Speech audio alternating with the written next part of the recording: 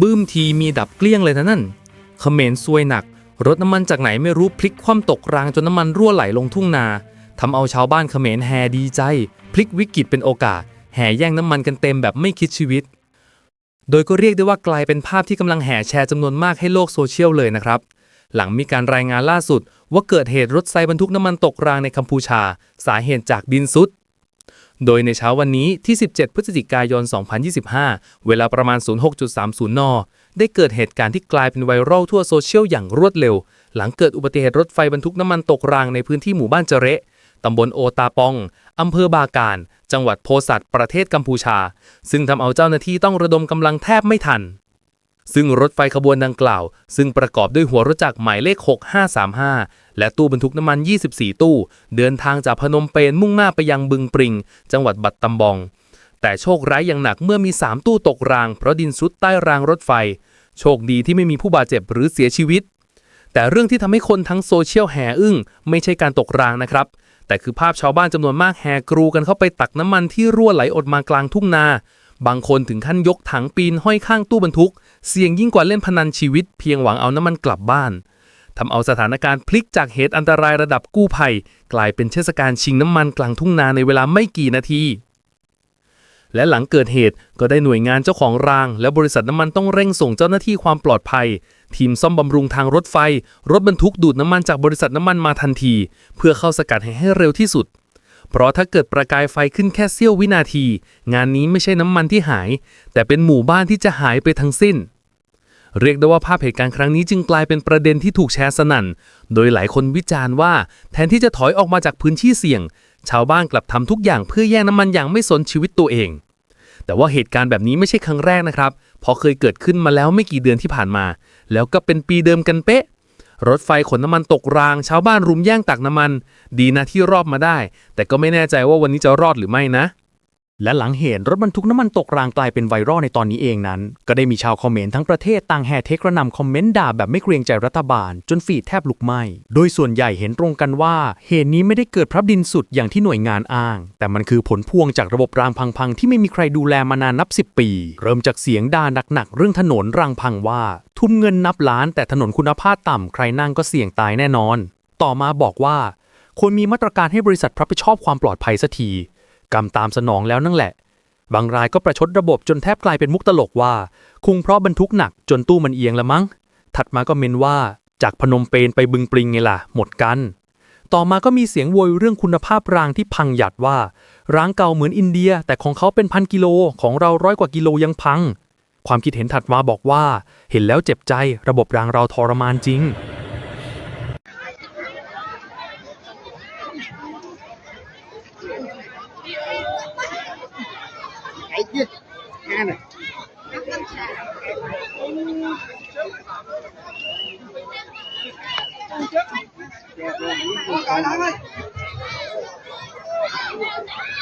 đặt chơi ngang này ơi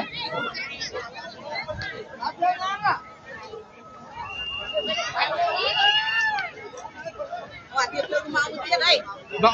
mau cho bảy mấy đưa mau qua tì mau qua được tì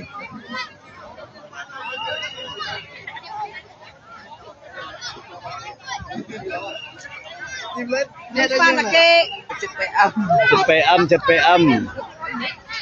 tiệp lên đặt pre cái lát là chật pe âm bay prong nè rộp rồi để rọp mớ nằm thay rọp rồi vậy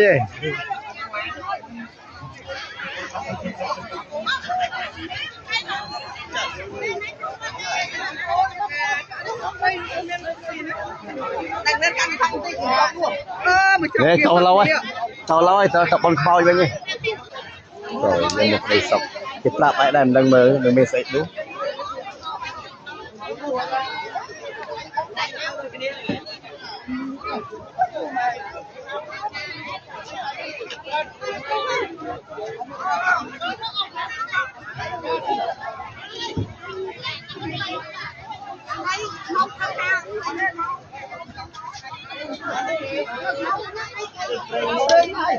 lọ bằng khana lọ bằng là chật pe âm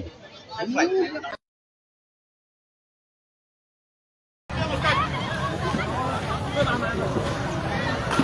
kênh Ghiền Mì Gõ để không bỏ lỡ เนี่ยcao về chả đó đây vô tê lừa cào mà tê lừa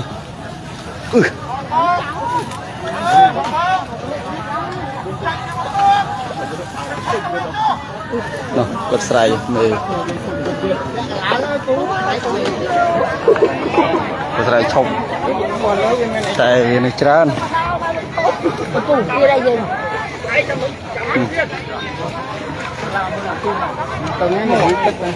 nó lường cả lạp tê lườngដល់ប្រជាជនកើប្រេងនោះខាប់ដូចទឹកគ្រឿងនោះម្នាក់មកតេះពីអតេះបងប្អូនអើយ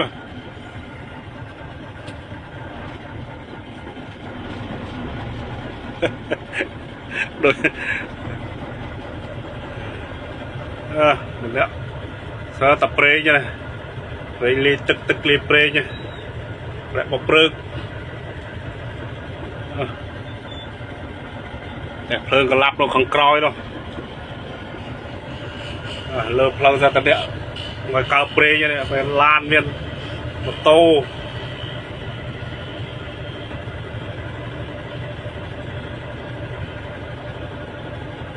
នេះដាក់ឡានបូមដាក់ឡានក្រុមហ៊ុន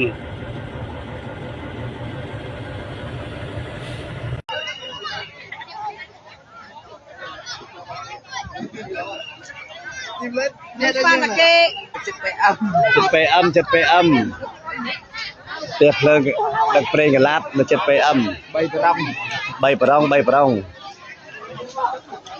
រាប់រយនេះរាប់ម៉ឺនមិនថារាប់រយទេ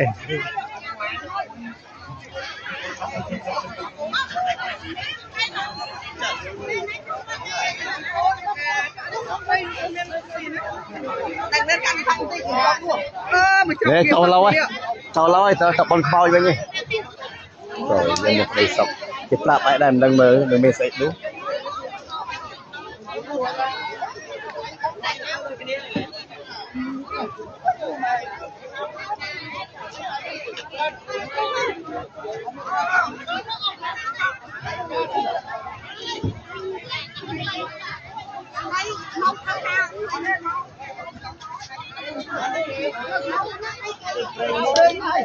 ยังไงก็ฝากทุกคน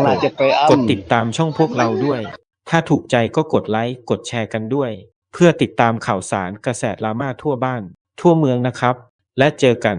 ในคลิปหน้า เล่าไปเรื่อย Daily Drama